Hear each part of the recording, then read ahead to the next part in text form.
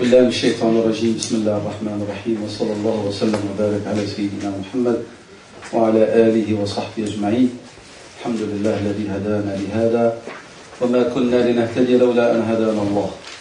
Nous passons au chapitre suivant sur l'aide de cette intervention se rapportant à l'historique de la naissance de cette science et de sa compilation ainsi que ses sources. On peut dire que concernant donc la naissance et la compilation de cette science, qu'elle est passée par trois phases, on va dire. La phase de la naissance, de l'apparition des qawa'id, sa compilation, et puis la dernière phase, c'est l'organisation et la classification des qawa'id. Si on peut dire ça en arabe, il y a tawr al-nash'a, طور التدوين وطور التنسيق والتنظيم. Donc ça, ce sont les trois phases par lesquelles est passée cette science. La naissance, c'est dès Rasulallah sallallahu alayhi wa sallam que nous sommes en présence de ces règles globales de droit. Notre prophète, Dieu lui a accordé comme parmi, si vous voulez, ces miracles, c'est l'éloquence, le fasaha. Et l'éloquence du prophète se manifestait dans beaucoup de domaines et à travers beaucoup d'exemples. Et parmi ces exemples, c'est ce qu'on appelle jawam al-kalim. C'est-à-dire, notre prophète avait la capacité de dire peu de choses, peu de mots. Et ces quelques mots contenaient en vérité des tas de sujets, des tas de notions, des tas de règles. Et nous voyons dans beaucoup de hadiths de Rasul sallam qu'il énonçait des règles globales de droit d'une manière concise. Et ces règles et ces hadiths sont là, elles sont omniprésents. Nos savants, alhamdoulilah, nous les ont préservés et qui resteront jusqu'à l'heure dernière. Alors vous avez parmi ces règles globales قوله صلى الله عليه وسلم لا ضرر ولا ضرار لا ضرر ولا ضرار. 4 lettres, 4 mots. قوله صلى الله عليه وسلم البينة على المدعي. Celui qui porte plainte, c'est lui qui doit apporter la preuve. وَالْيَمِينُ عَلَى مَنْ أَنْكَرَ. Et les serments incombent à celui qui renie, qui rejette l'accusation. Et là, c'est une règle globale à développer dans la procédure judiciaire et dans des tas de choses. Et qui implique qu'on en explique que veut dire al-bayyina, les différentes sortes de bayyina, la preuve. Et puis la preuve testimoniale, la preuve écrite, et des tas de choses, ce qu'on appelle les éléments matériels. Et puis, que veut dire le serment? Ce sont les conditions du serment. Où doit être prononcé le serment? Qui est apte que l'on accepte son serment? Et ainsi de suite. قوله صلى الله عليه وسلم, j'ai cité tout à l'heure une règle, ما أسكر كثيره فقليله حرام. Le produit dont la grande quantité enivre, la plus petite en est de même. Ma askara kathiruhu faqaliluhu haram. Et je vous ai cité tout à l'heure le hadith aussi, qui est une règle globale de droit. Kullu muskirin khamr. Tout produit enivrant est, donc tout produit qui enivre est produit enivrant.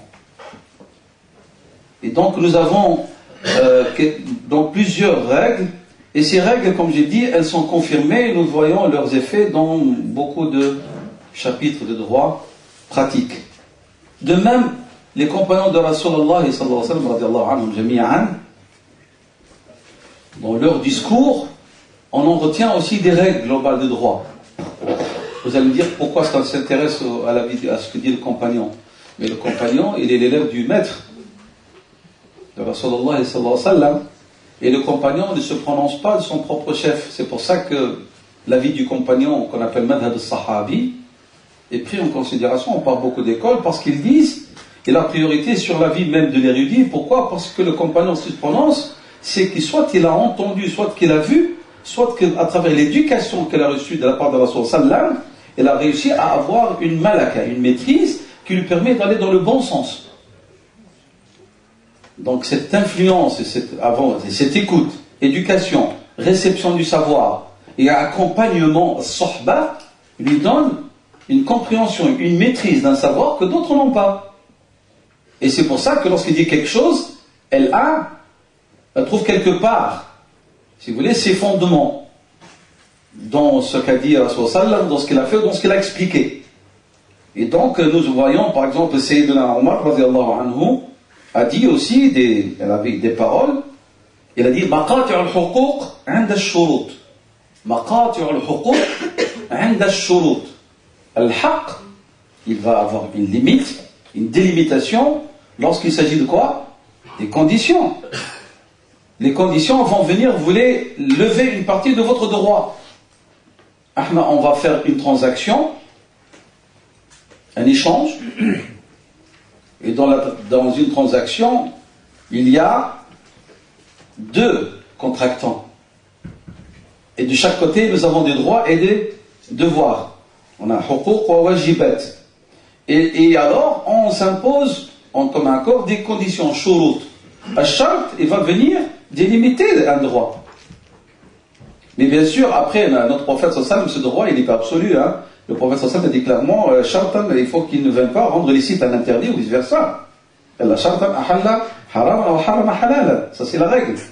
C'est pour ça que les musulmans, lorsqu'ils s'imposent des conditions, il faut qu'ils se restent toujours dans le cadre de la loi, ce qu'elle a énoncé. On ne va pas nous dire pourquoi l'islam interdit alors qu'il y a accord. Oui, mais si votre accord porte atteinte à ce que les législateurs ont prescrit, votre accord n'a aucune valeur. Si tous les musulmans actuellement se mettent d'accord à rendre licite l'usure, l'usure il est toujours interdit. C'est pas parce que nous on est médiocre du point de vue foi et qu'on s'accommode avec l'interdit parce que nous voyons notre intérêt que ponctuel et on ne voit pas l'intérêt légal avec sa finalité à moyen et à long terme, que ça veut dire que notre avis il est fondé, pas du tout. Donc voilà, donc ça c'est une citation. Vous avez une citation, donc une règle globale, citée par Sayyidina Abdullah ibn Abbas. Il dit toute chose dans le Coran où il y a aou, la particule aou. Il dit fahuwa mukhayyar, veut dire il y a un choix. Ça c'est une lecture, bien sûr, Sayyidina Abdullah ibn Abbas.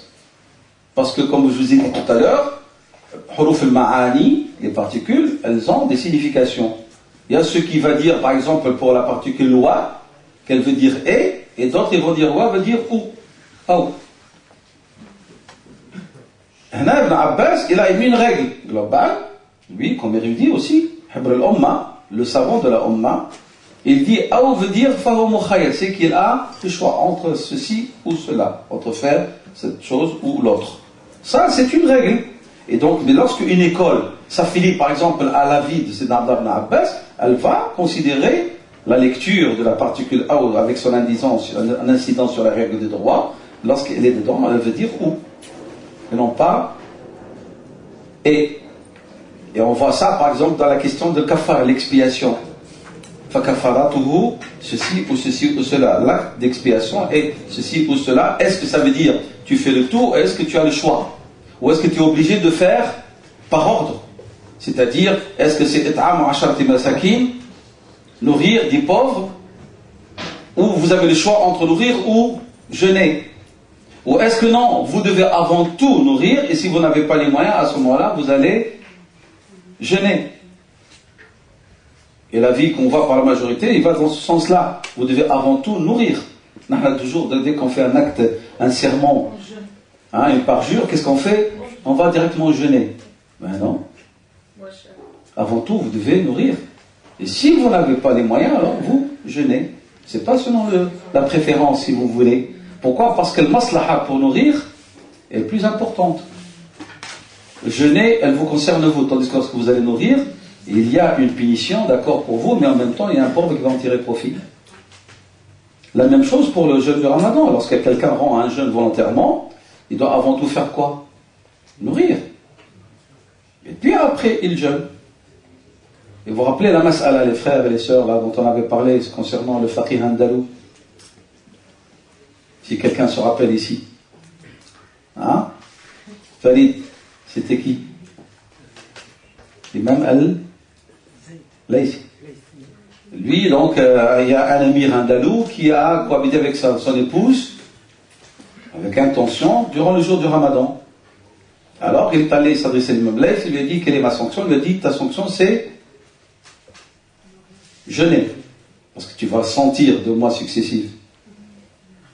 Mais les savants, ainsi que les autres, se sont opposés à lui ont dit, non, le Coran est explicite, et tu ne peux pas, parce que pour le sanctionner lui, tu changes l'ordre, parce que le maslaha qu'Allah a préconisé de travers le fait de nourrir est très importante. 60 pauvres vont être touchés par cet acte d'expiation. Et nous avons dit tout à l'heure, rappelez-vous, que Allah subhanahu wa ta'ala, il y a un maqsad, même à travers les sentences particulières, il y a une maslaha cachée. Et donc on ne peut pas nous confiner par une maslaha que nous avons préconisée pour lever une maslaha qu'Allah a préconisée, subhanahu wa ta'ala. Donc ici, je vous ai cité quelques exemples, et puis après nous allons voir les tabi'in, donc les compagnons des compagnons, on va voir vraiment leurs paroles sous forme de règles globales vont se multiplier. Nous avons par exemple le juge Shuraih, qui est mort en l'an 76 Hégire. Il dit, par exemple, celui qui s'impose une condition, vous vous êtes imposé une condition sans aucune contrainte. Vous êtes tenu de vous en acquitter. J'ai dit en arabe pour les frères et les sœurs, arabophones un peu. Donc il dit, Man sharata ala nafsihi ta'i'an ghayra mukrah. Personne n'est venu vous tordre le cou, vous devez faire un vœu. Vous vous êtes imposé ce shart. Man sharata ala nafsihi ta'i'an ghayra mukrahin fahuwa alayhi. Celui qui s'impose une condition, librement, volontairement, eh ben, il doit s'en acquitter. Pourquoi? Parce que, vous savez très bien, le vœu, il est obligatoire. Hein. Le fait de s'acquitter d'un nadr obligatoire est obligatoire, parce que c'est une promesse faite à Dieu, subhanahu wa ta'ala. L'islam ne vous demande pas de faire des promesses à Dieu, faites attention. Mais si vous la faites, vous devez l'assumer. On ne vous demande pas de dire, Ya Rabbi, si ma mère guérit, ou si je réussis, je jeûne un mois de Ramadan, un mois de jeûne. Personne ne vous a demandé de faire ça. Mais si vous faites ce vœu, et Allah accomplit, subhanahu wa ta'ala, par sa volonté, ce vœu, eh ben, vous devez jeûner un mois. Il y en a ceux qui se compliquent plus, ils disent, Shahran mutatabi'an. Un jeûne continu. Ya Rabbi, je te promets un jeûne de 30 jours continu. Eh bien, un jeûne de 30 jours continu. Allah ne vous demande pas ça. Il vous suffit d'aller faire de la rak'at et faire prosternation de remerciement à Allah subhanahu wa ta'ala et faire une petite aumône par reconnaissance, et c'est tout ce qu'on vous demande. Mais allez vous imposer de donner à nourrir à 20 pauvres, ou à 100 pauvres, ou acheter une maison à un pauvre, alors que vous n'avez pas, même pas encore.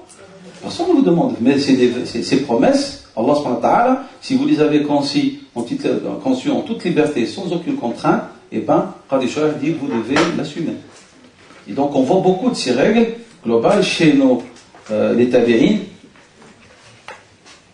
Celui qui est garant d'un bien, il est garant d'un bien. Et donc, il dispose de son bénéfice, de son usufruit. Ça, c'est une discussion.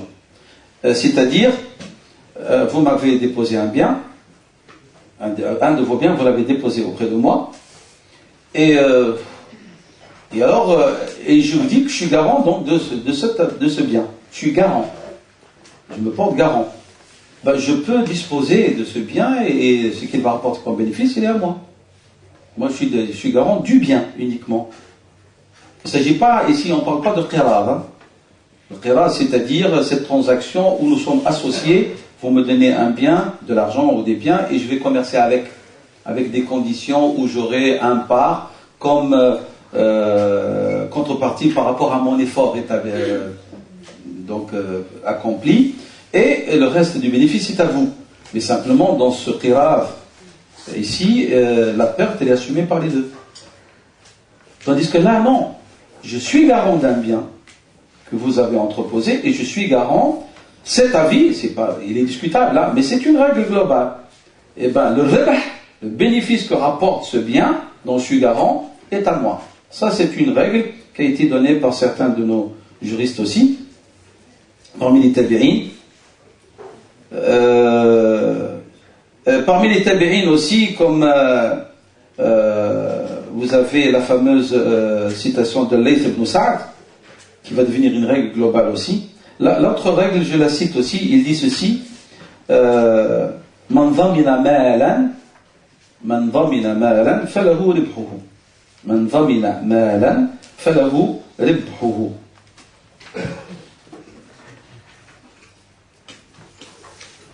La troisième règle qui était de l'époque des tabi'in, c'est celle de Layth, qui est devenue une règle aussi globale. Man aqarra indana bi shay'in alzamnahu iyyahu. Man aqarra. Iqrar, c'est quoi l'iqrar? L'iqrar, aqarra. Approuver, c'est pas l'approbation, l'iqrar. Non? L'a'tiraf, c'est celui qui reconnaît. C'est la reconnaissance, soit par exemple d'une dette. Je reconnais que cette dette m'est due. Je dois m'en acquitter. Donc l'i'tiraf. Reconnaître. Donc il reconnaît quelque chose, par exemple, présent du juge.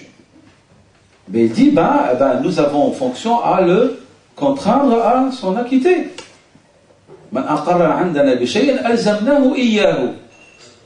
C'est lui-même, en toute liberté, il n'y a pas de contrainte, rien du tout, il dit, je reconnais que, par exemple, j'ai une dette que je dois rendre à un tel. Je reconnais. Et ce monsieur, il n'est plus en situation de besoin, et donc il est dans une situation de largesse, son capital a été fructifié, et il reconnaît sa dette, mais il ne veut pas la rembourser. Et on va le contraindre à la rembourser.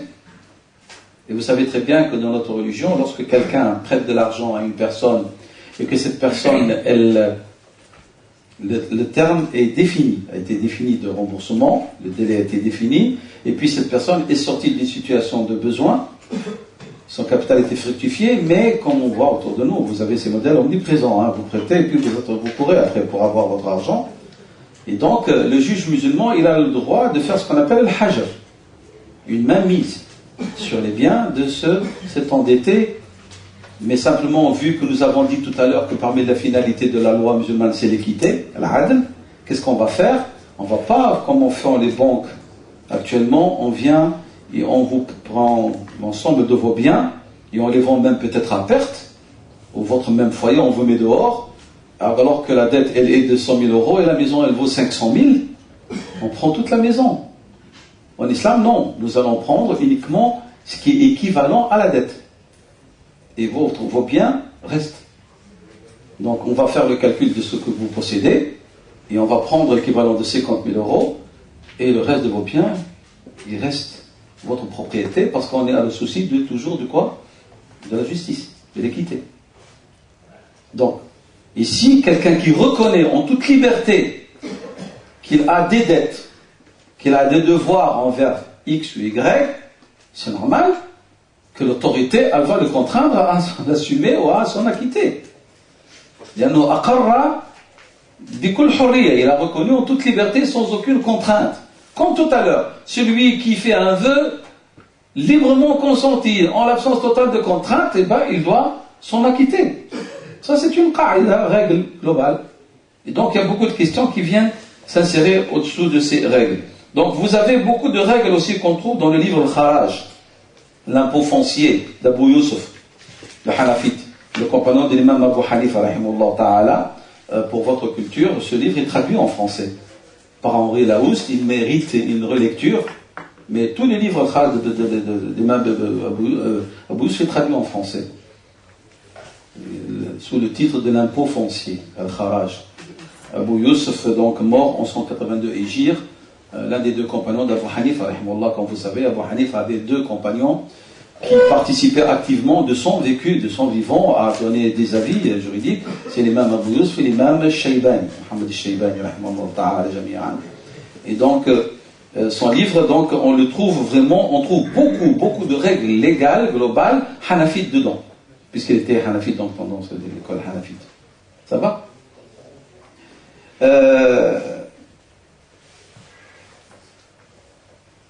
Nous trouvons parmi les règles citées par Abou Youssef ce qui suit, par exemple: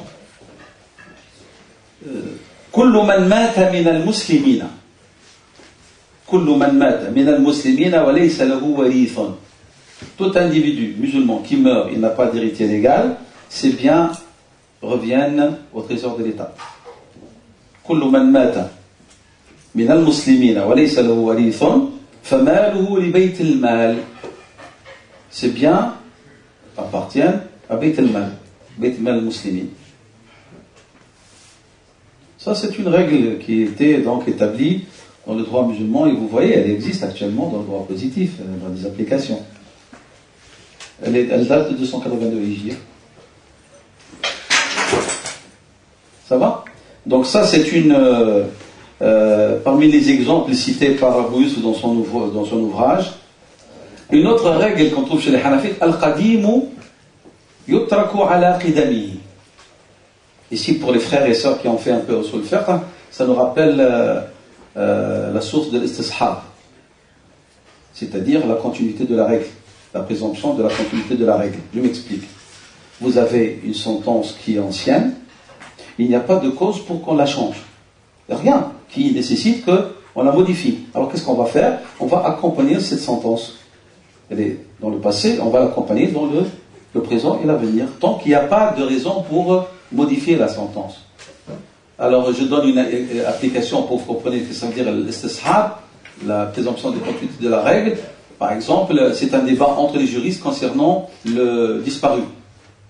Une personne est partie en commerce ou faire des études et n'est plus revenue. Mais on n'a aucune information par rapport à son décès. Rien, on n'a pas d'information. Qu'est-ce qu'on fait? Est-ce qu'on va la considérer morte? On va la considérer, selon la sentence ancienne lorsqu'elle est partie, c'est qu'elle était en vie. Est-ce qu'on va la considérer vivante? C'est un débat.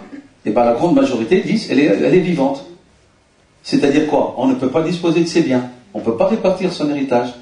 Si un parent meurt, sa part est toujours garantie. Alors, mais jusqu'à quand? Alors les Hanafites disent l'équivalent de la vie normale d'un individu. 50 ans, 60 ans. D'autres disent non, c'est plus court, plus lent. Mais ils ont discuté. C'est clair? Ça s'appelle istishab, ça. Istishabna, on s'est fait accompagner, si je traduis exprès mot à mot, on s'est fait accompagner dans le temps la règle ancienne. C'était quoi la règle ancienne? C'est qu'elle était vivante. Cette personne était vivante. Elle est partie vivante, on n'a pas d'information, elle est considérée toujours vivante. Maintenant, vous allez me dire, et si elle a une famille, qu'est-ce qu'elle fait, hein, ce monsieur? À ce moment-là, elle va demander le divorce, pourquoi? Pour dommage, et non pas parce qu'il est mort. Elle dit, moi je suis une épouse, ça fait 5 ans que j'attends. Donc, je subis un dommage. Que ce soit par rapport à ma vie intime, par rapport à ma vie familiale, je veux qu'on me libère de ce lien matrimonial. À ce moment-là, le juge va prononcer le divorce pour elle, pour nuisance ou pour dommage subi. Mais ce n'est pas une raison pour qu'on déclare qu'elle est morte. Puis le lendemain, monsieur, il débarque. Il n'a plus de maison, il n'a plus rien du tout. Il est rayé de l'état civil. Non. Donc ça s'appelle, donc, ce qui est ancien, cette sentence, cette situation ancienne, il n'y a pas de cause, il n'y a pas de raison pour la modifier, la changer. Donc on va la garder. Ça, c'est une règle globale de droit. Ça va, ces exemples? Donc, je vous ai donné ici quelques exemples du droit hanafite à travers le kharaj de l'imam Abou Youssef, rahimahullah ta'ala. Nous passons maintenant vers la période. Donc, j'ai dit, il y a des citations. Donc, je vous ai dit, Rasulallah, à travers Jawami' al-Kalim, a dit des qawa'id. Sahaba Rasulullah sallallahu alayhi wa sallam ont dit des règles globales qui ont influencé des sentences. Nous avons vu par les tabi'in qui se sont prononcés. Là, nous sommes devant Aïmmat al-Madaris. Abu Hanifa sahibayi, son compagnon. Donc, mais quand est-ce qu'on s'est pris? On a dit, on va compiler. On va donc, tadwin, lorsqu'il dit tadwin, donc il y a toute une méthodologie qu'on va respecter dans l'assemblage de l'information et la manière de la proposer. Donc, on n'a pas pu voir cette science comme une science indépendante qu'à partir du 4e siècle de l'Hégire. 4e siècle de l'Hégire, on a commencé à voir une science avec des ouvrages, avec une méthodologie, et donc nous avons même les écoles qui vont commencer à s'en charger. Chaque école va compiler ses règles globales de droit, qawaïd ou al-fiqh, à partir du 4e. Mais c'est rien du tout, parce que l'histoire de notre communauté, c'est 1400 ans. C'est-à-dire, depuis 1000 ans, nous avons des règles de droit global. Là, c'est vraiment consigné avec méthodologie dans des livres du sérieux. Donc nous ne sommes pas des bédouins qui sont réveillés il y a que 4 mois ou 5 mois. On a toute une histoire, un patrimoine important, il existait, et puis là on va le consigner et le travailler. Ce qui n'est pas le cas pour avoir déjà assemblé, s'être mis d'accord sur les 4 évangiles. C'est la même période, 360. À 4 siècles déjà, les livres sont là pour tout ce qui est pratique. Hein. Parce que là, nous sommes quand même à l'apogée de la civilisation musulmane. Là. C'est des siècles d'or, là, le 4e siècle. De la civilisation musulmane. Mais avant, on avait. Bien. Pourquoi est-ce qu'ils se sont dirigés à faire cette compilation? Ils disent, le savant, parce que lorsque le taqlid, le conformisme a commencé à prendre de l'ampleur, et que l'ijtihad a commencé à régresser. Parce que là, on va arriver à la crise. Et la crise du taqlid va s'accentuer vers le 6e siècle, du taqlid. Puis on va avoir chaque fois dans notre histoire des sursauts où vous avez des érudits qui apparaissent de nouveau et ils donnent une vie au droit et à la société d'une façon générale. On va voir par exemple les sursauts jusqu'au 13e, 14e siècle. Hein. Par exemple, l'imam al-Maziri, rahimahullah ta'ala, était considéré comme un des derniers érudits du 12e siècle. Après Jésus-Christ, je veux dire. C'est-à-dire, il y a des sursauts dans notre communauté chaque fois, et puis, malheureusement, et tout est lié, hein, l'injustice politique est à l'origine de tout ce que nous avons subi. Sachez-le. C'est vrai qu'il y a eu des interférences et des divisions, entre guillemets, sectaires, théologiques, mais la base et l'origine de tout cela, c'est le politique. C'est le politique. Et tout ce que nous avons subi à travers notre histoire, c'est dû à la tyrannie politique. Chaque fois que vous avez une autorité, un pouvoir exécutif juste, qui se soucie de la Ummah, de la communauté, qui donne de l'envergure aux savants, et qui cherche alors vous avez là un sursaut à tous les niveaux. Et chaque fois que vous avez un dictateur, une tyrannie, tout subit la décadence. Et comme a dit Rasul sallam, nous avons subi la décadence surtout lorsque le pouvoir est devenu un pouvoir jabri, contraignant. Parce que lorsqu'il n'était que luxe, il y avait encore un respect de la loi.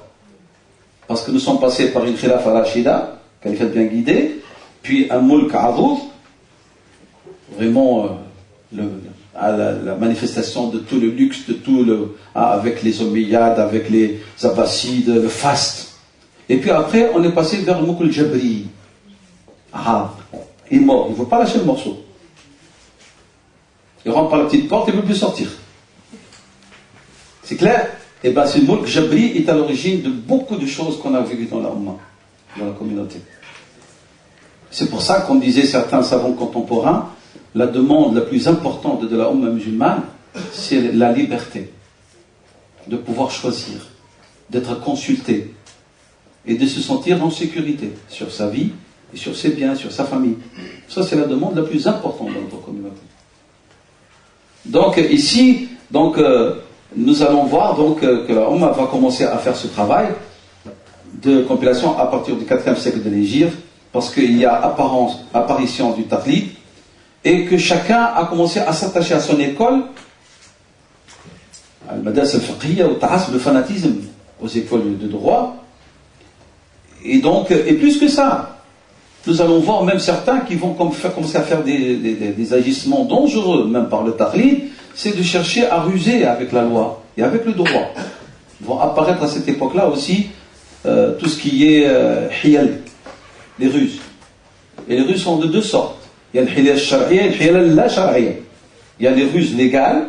C'est quoi les ruses légales? C'est-à-dire essayer de trouver dans la loi une possibilité d'échappatoire sans banaliser la loi ou la rejeter. Tandis que les autres ruses, c'est contourner, chercher à contourner la loi. Au nom de la loi, je m'explique. Ruser au nom de la loi, par exemple, chez les Hanafites, on trouve ça.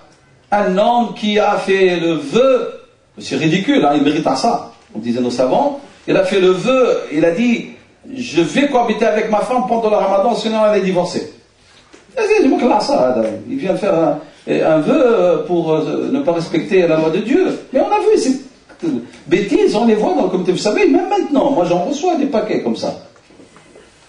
Et alors, tu fais quoi? Tu essaies de trouver une sortie légale à cette personne pour qu'elle ne commette pas le haram et qu'elle ne divorce pas. Alors, chez les Hanafites, tu lui dis, va partir en voyage.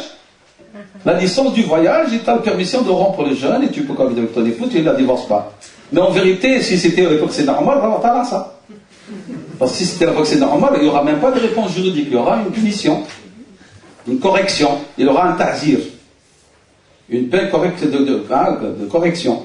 Parce qu'ils méritent. Mais c'est ça ce qu'on appelle les ruses légales. Les ruses qui sont illégales, et au nom de leur fait, la personne ne veut pas payer la zakat. Elle ne veut pas s'acquitter de la zakat. C'est une grosse somme. Shaitan, il ne vient pas vous dire vos biens vont disparaître lorsque vous avez 1000 euros. 25 euros, c'est rien. Mais lorsque vous avez 200 000, 300 000 euros, et vous allez donner 2,5%, ça compte, hein? Shaitan va te dire, personne n'a travaillé avec toi, hein? C'est ton argent. Alors qu'est-ce qu'ils font certains pour se mettre, soi-disant, en forme à la loi? Il vient à notre frère, à notre soeur, qui ne lui a rien demandé. T'as pas besoin d'un prêt? Nous sommes des frères, j'aimerais bien te prêter, puis sabilillah.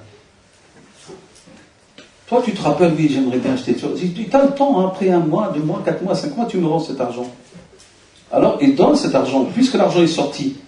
Et il y a des avis dans les écoles de droit qui disent que vous ne pouvez pas vous acquitter d'un bien dont vous ne disposez pas, qui n'est pas entre vos mains et dont vous ne pouvez pas disposer.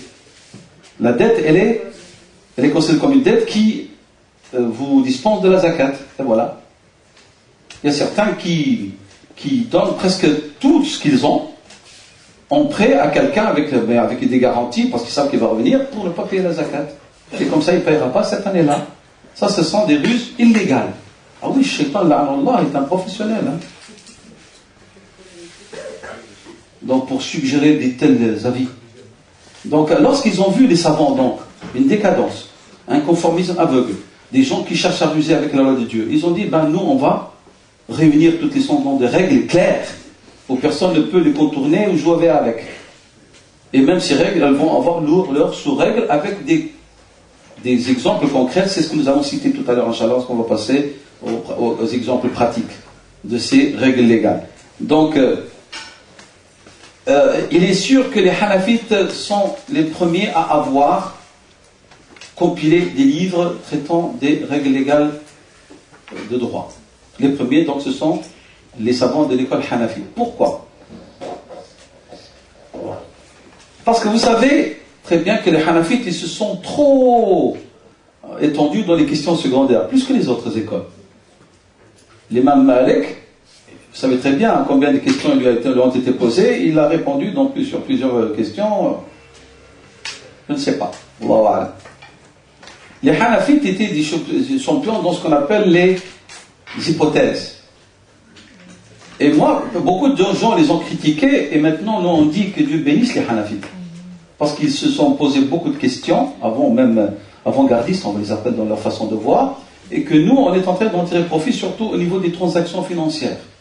Fil Mu'amalat al-Maliya, l'école la plus en avance, et que beaucoup de savants contemporains utilisent leurs avis et leurs réponses, c'est vraiment grâce à l'école Hanafite. Et donc l'école al-Hafid, il se posait, Ara'aïta, supposons que. Quelle réponse donnera-t-on? L'imam Malik, rahimahullah ta'ala, lorsque l'imam Asad ibn al-Furat, beaucoup d'entre vous ne connaissent pas Asad ibn al-Furat. Asad ibn al-Furat, c'est un des savants de Kairouan, Qayrawan. Il est allé voir l'imam Malik, et puis après, on a une des versions de Muwatta al-Malik, par Asad ibn al-Furat. Vous savez, il y a 8 versions de Muwatta, 8, parmi lesquelles il y a celle de Asad ibn al-Furat. Donc, et lorsqu'il a commencé à poser des questions à l'imam Malik, et puis après il lui a dit Ara'aïta. Supposons que. Alors l'imam Malik lui dit, si tu veux des réponses sur Ara'aïta, tu n'as qu'à aller en Irak, pas chez moi. Parce que les Malik avaient le principe, lorsque la question est là, alors on apportera des réponses. Les Hanafites, ils faisaient des hypothèses et des suppositions. Et donc, il nous a légué, il nous a laissé comme livre, le livre qui s'appelle l'Asadiyya, dans lequel il y a un mélange entre le fiqh hanafite et le fiqh malikite. C'est l'imam Asad al-Furat qui est à l'origine de l'entrée du hanafisme en Tunisie, en Afrique du Nord. Et comme vous le savez, il est mort martyr en Sicile. C'est lui qui a ouvert Sicile à l'islam, Asad al-Furat. Il était le chef de l'armée, Amir, le Jaysh, sous les Aghlabites. Il est mort donc, où l'islam est resté plus que 350 ans. Comme en Andalousie, 800 ans, puis on a perdu tout. C'est clair? Donc il restait vraiment l'islam est resté 350 années en Sicile. Et parmi les savants que vous savez, parmi les géographes, les Idrissi, il était de cette région-là. Et parmi les grands savants qu'on a, l'imam al-Maziri, il est d'origine de Sicile parce que de la région de Mazara. C'est ça le Maziri, Mazara. Et Sicile, c'est tout ce qui est Sqalli. Sqalliya. Et donc l'imam Ibn al-Furat nous a laissé, et donc voilà, il est allé vers l'imam Malik. Les Malik n'ont pas voulu répondre. Donc les Hanafites étaient très en avance et des champions des hypothèses. C'est pour ça que leur fiqh était sur les questions les secondaires, le travail al-far'iyya, très très riche par rapport aux autres. Que ce soit par rapport aux Malikites, aux Hanafites et même aux Shafi'ites. Les livres de Furu' des Hanafites, pilules de questions secondaires. Vous n'avez qu'à regarder un peu le Mabsout de Sarkhasi, vous allez être ébahi par les questions vraiment soulevées et qui sont avant-gardistes.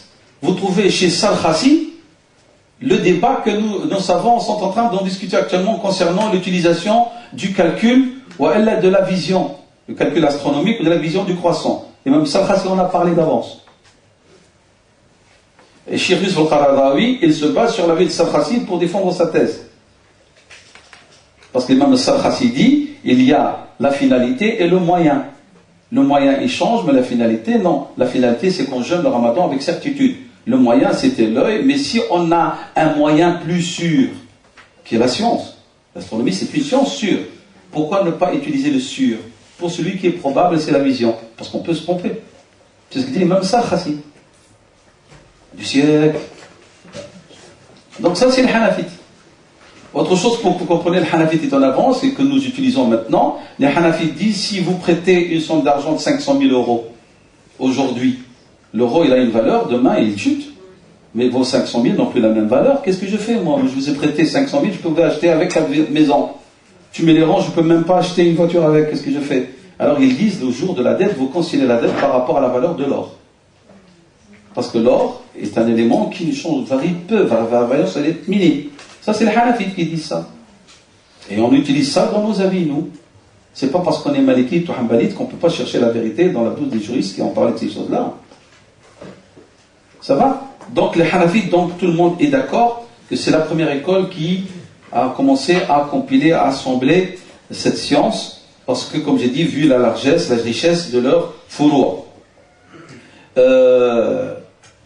Parmi les livres les plus anciens qu'on a reçus de Qawa'id Fiqhiyya, vous avez 3 livres.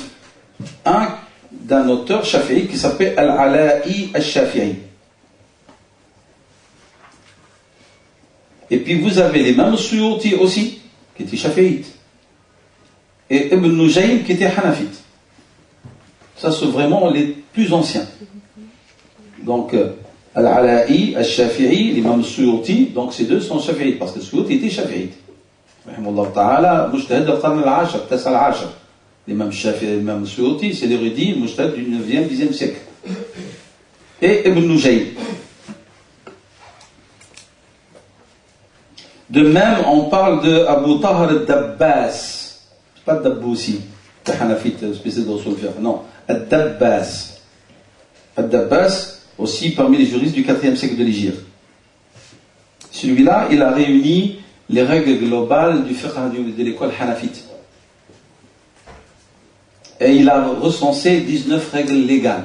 C'est-à-dire, il a pris toutes les questions secondaires du fiqh Hanafite et les a englobées sous des règles, 19 règles globales.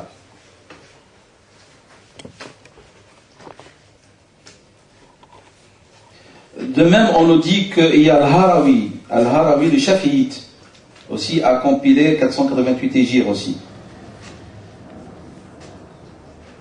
Et alors, on trouve ces règles qui vont être acceptées après par toutes les écoles, certaines d'entre elles, pas toutes. Vraiment, par exemple, la règle que vous connaissez dans le fiqh, on en a parlé dans les questions pratiques du fiqh, al-yaqinu, al-shakku la yazulu illa bil-yaqin. Vous vous rappelez la règle? Ne peut lever le doute que la certitude. Vous ne pouvez pas, et alors, par exemple, chez les Malikites, on dit, vous avez fait vos ablutions, ça vous êtes sûr. Mais vous n'êtes pas sûr, est-ce que vous les avez perdus ou est-ce que vous êtes encore en état d'ablution? Alors ils disent, vous restez sur votre certitude. Puisque vous savez, c'est que vous avez vos ablutions. Ben oui, parce que vous ne savez pas si vous les avez perdus ou non. Maintenant, vous allez me dire, moi, je sors de la divergence et je vais tranquille, je vais refaire mes ablutions. D'accord? Mais si quelqu'un ne veut pas faire, ses ablutions sont toujours justes parce qu'il n'a pas de certitude qu'il les a perdues. Mais là, la certitude qu'il les avait. Donc on ne peut lever la certitude par le doute. On ne peut pas. Ne peut lever le doute qu'une certitude. Ça c'est un principe. Mais on ne va pas commencer par le doute, commencer à jouer avec l'yaqin, avec la certitude. Donc voilà, ça c'est une démarche. Par exemple, on trouve aussi ce savant hanafite, la règle globale que vous connaissez, la difficulté engendre la facilité. Maintenant, vous savez très bien, moi je dis les règles comme ça, mais vous savez très bien que ça a été détaillé après. Parce que ça c'est une règle globale. Alors, quelle mashaqqa? Il dit la mashaqqa, c'est la mashaqqa insupportable. Pas la mashaqqa tout court. Parce que, par exemple, dans les prescriptions divines et les prescriptions prophétiques, il y a de la difficulté. Que vous voulez lever le matin en plein hiver pour faire vos ablutions, faire la prière du matin, il y a une mashaqqa. Mais c'est une mashaqqa qui ne va pas vous détruire. Mais vous allez jeûner le ramadan, il y a une mashaqqa de ne pas boire et manger. Mais lorsque le jeûne, il y a presque certitude qu'il va vous mener vers la mort, à ce moment-là, vous arrêtez de jeûner. Mais pas parce que vous avez un petit mal de tête, vous dites j'ai une difficulté, je lève mon jeûne. Non, pas du tout. C'est pas parce que votre estomac vous serre que vous allez rompre votre jeûne. Il y a une mashaqqa. Donc la mashaqqa, elle est détaillée après. Et ça quantitativement et de point de vue temps. Il y a aussi parmi les règles qui sont très anciennes globales, al-'adatu muhakkama. Al-'ada, la coutume, l'usage, l'urf. Al-'ada hiya al-urf, synonyme. Mais pas n'importe quelle 'ada. C'est pour ça que je dis moi des règles comme ça, mais en vérité, ça nécessite une leçon de 4 heures. Qu'est-ce que ça veut dire? L'usage qui va devenir source d'arbitrage. C'est-à-dire, et les sentences à prendre en considération, à condition qu'elle ne s'oppose pas aux prescriptions divines, les prophétiques, qu'elle ne va pas à l'encontre des valeurs morales islamiques, que ce soit une 'ada de tout un groupe sur lequel il y a consensuel et non pas d'un individu. Et des tas de conditions, c'est pas n'importe quel usage qui est accepté. L'islam est venu, il a laissé des usages qui ne vont pas à l'encontre de l'islam, ni de ses valeurs, ni de ses préceptes, ni de ses morales. Et c'est pour ça que vous trouvez que d'un pays musulman à l'autre, il y a des coutumes qui sont différentes des usages. Parce que c'est ada, c'est des coutumes. Pas de problème, tant que l'islam ne s'est pas prononcé sur le sujet. Tant que ça ne va pas à l'encontre des valeurs morales. Tant que ce n'est pas pour favoriser un groupe sur l'ensemble. À ce moment-là, ce urf, cette ada, elle est source d'arbitrage. Et c'est le Qayyim qui dit ça aussi. Al-'adatu shari'atun muhakkama, il dit. Le Qayyim, rahimahullah, va aussi, parce que j'ai dit, elle est sujet d'unanimité, cette règle globale après. Al-'adatu shari'atun muhakkama. On s'y réfère en cas de jugement, de sentence et d'arbitrage. On n'a pas de texte coranique, on n'a pas de texte prophétique, on n'a pas d'unanimité, on n'a pas d'analogie, mais on sait que les usages c'est ainsi. Et bien les usages deviennent source de loi. Faites attention, vous entendez beaucoup on vous parle de mariage coutumier. Il est faux, c'est pas coutumier. Selon la définition de l'usage en islam, je parle. Ils doivent l'appeler zawaj libre marché ou appelez-le comme vous voulez, mais lorsqu'on dit coutume, est-ce que c'est une coutume que l'islam a acceptée? De faire un mariage, par exemple, où il n'y a pas de respect des règles, etc. Comme par exemple la question de consigner le mariage par écrit. On dit que non, mariage coutumier, on n'écrit pas. Oui, mais l'usage des musulmans, c'est quoi maintenant? On écrit ou on n'écrit pas les contrats? Donc le mariage doit être écrit. Quelqu'un qui dit non, on lui dit mais pourquoi alors pour acheter et vendre vous le faites? Pourquoi pour acheter une voiture, une maison, ou lorsque vous faites un prêt, vous écrivez? Et le mariage, vous n'écrivez pas, qu'est-ce qui est plus important? La filiation et l'honneur ou le fric?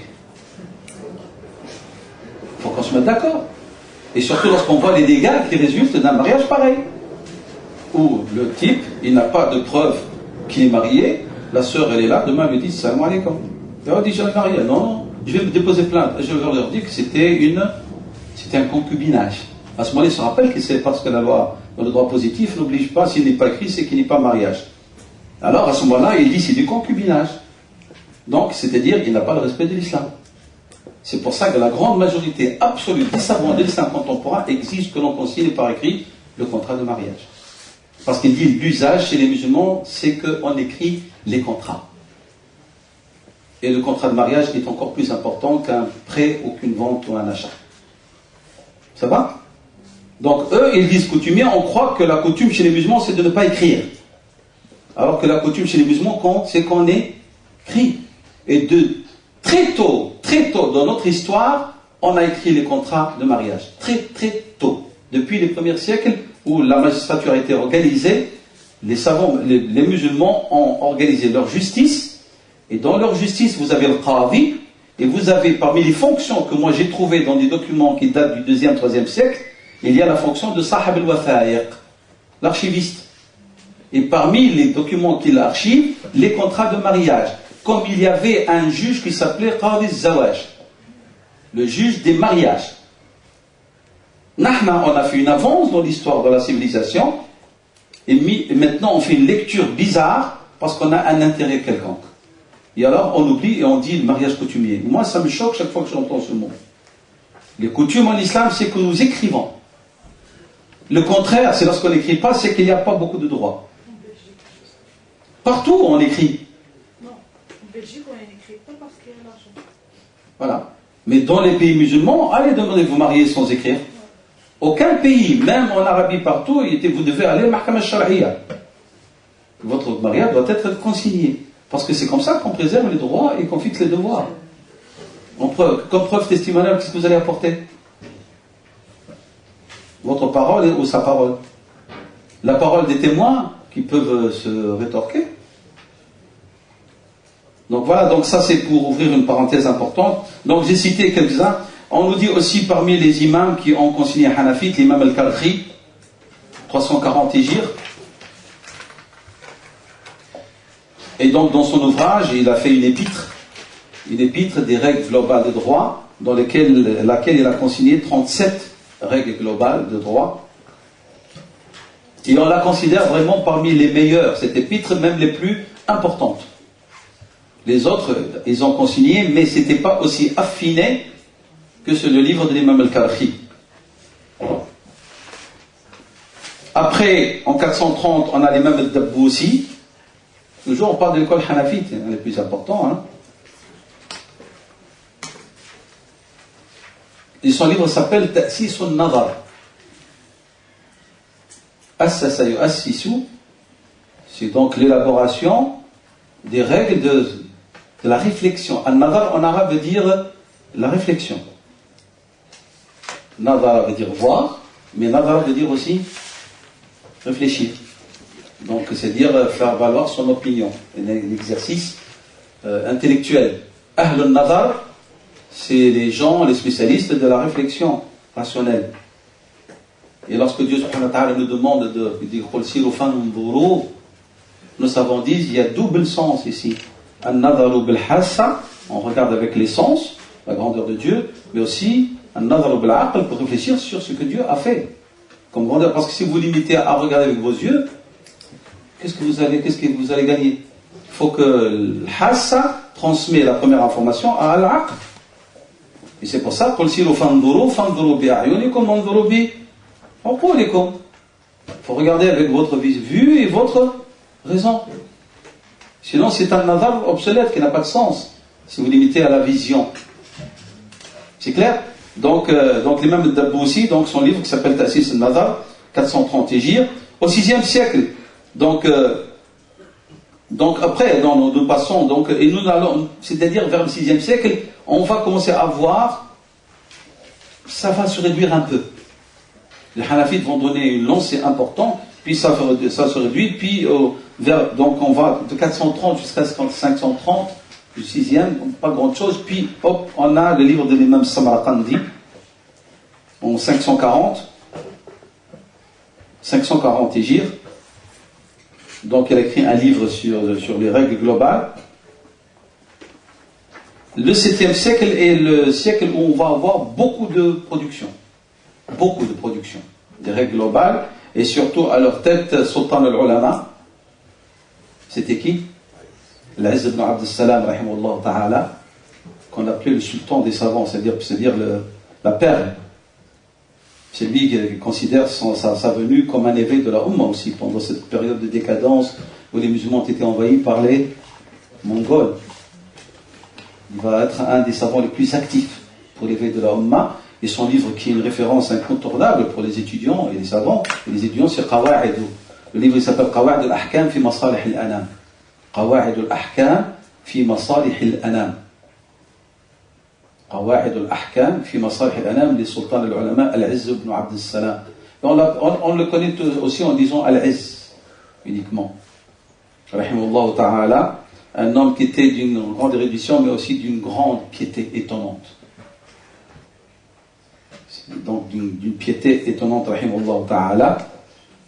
Au 8e siècle, nous allons avoir, bien sûr, parmi les ouvrages, celui de l'imam Tajdin al-Subki, Hanafite. Et puis, nous allons voir aussi, maintenant, là, on va voir l'apparition d'ouvrages Hanbalites. Il y a le Qawa'id aussi de Ibn Rajab. Parce que beaucoup de gens connaissent Ibn Rajab que dans les livres de Raqa'iq, de purification. Mais Ibn Rajab était un grand savant, un grand érudit aussi. Ibn Rajab al-Hanbali. On a des livres qui sont sur le marché, mais surtout de purification de l'âme, et tazkiyat al-nafs, là, comme le genre des mots et tout ça. Mais les vrais livres d'Ibn Rajab, ils ne sont pas traduits. Et donc Ibn Rajab, il a des livres de l'Aqida aussi. Comme Ibn al-Jawzi. Ibn al-Jawzi, on connaît de lui que certains aspects d'ordre théologique, mais Ibn al-Jawzi était un grand usuli, grand spécialiste de usul al-fiqh et de la langue arabe. Et donc Ibn Rajab al-Hanbali, et puis il y a al-Qawa'id al-Maqarri. Au 9e siècle, nous citons, il y a eu beaucoup d'ouvrages aussi. Alors on a un parmi eux, celui de Ibn Abd al-Hadi. Ibn Abd al-Hadi, 8e siècle. 10e siècle, bien sûr, on va avoir l'apparition d'un des Mujtahid al-Ummah. Pour ce siècle-là, le 10e siècle, l'imam Suyuti. Vous savez, l'imam Suyuti, il y a une production, masha'Allah, il n'y a pas un domaine d'érudition où il n'a pas laissé de traces, que ce soit tafsir, que ce soit ulum al-Qur'an, le Jalalayn, puis vous avez itqan ulum al-Qur'an, que ce soit le hadith, que ce soit le tarikh, tarikh al-khulafa, que ce soit al-aqida. Il a laissé traces partout. Alayhi rahmatullah. Il est mort en 910. Hijr, rahimahullah ta'ala. Donc l'imam Suyuti, donc comme je vous ai dit, j'ai cité les livres tout à l'heure, Ashbah wa Nadha'ir. Donc voilà, on va dire de 4e jusqu'au 10e, avec une petite rupture entre le 5 et le 6e. Et on garde en mémoire l'idée que ce sont les Hanafites qui sont les premiers qui sont attelés à assembler, à consigner cette science, parce qu'ils étaient une école très très riche en questions secondaires. Alors qu'est-ce qu'ils ont voulu? Ils ont voulu regroupé toutes les questions secondaires sous des aides courantes intitulées, qu'on appelait Qa'da Fiqhiyya Kubra Amma. Et ça facilite, bien sûr, à leur érudit, à leur école, d'aller directement par la règle globale vers les questions secondaires. Comme vous savez ici, pour votre information, comme vous savez, par exemple, l'école malikite, l'école shafi'ite et hanbalite, leurs usul fiqh sont récents. Comment est-ce qu'ils ont fait? Non, leur droit pratique secondaire, il est récent. Dans quel sens? C'est qu'ils ont avant tout élaboré les règles de usul fiqh, et puis de là, ils ont commencé à faire leur ijtihadat. Tandis que les hanafites, c'est une école qui avait déjà beaucoup de questions secondaires, alors c'est à partir de leurs questions secondaires qu'ils ont fabriqué leur usul. Et c'est pour ça qu'on dit qu'il y a deux écoles de usul fiqh. L'école qui met les fondements, et puis après, à partir de là, elle fait l'ijtihad al-fara'i, sur les questions secondaires, et puis l'autre courant, ça c'est l'école de la majorité, c'est-à-dire Shafi'ite, Hanbalite, Malikite, puis l'autre école qui sont les Hanafites, ils avaient un fiqh qui était prêt, il est là. Et alors, c'est à partir du fiqh qu'ils ont déduit les règles de base de leur droit, qu'on appelle le usul fiqh. Une démarche contraire, une démarche de haut vers le bas, et les Hanafites de bas vers le haut. Ils ont construit. Ça va? Donc,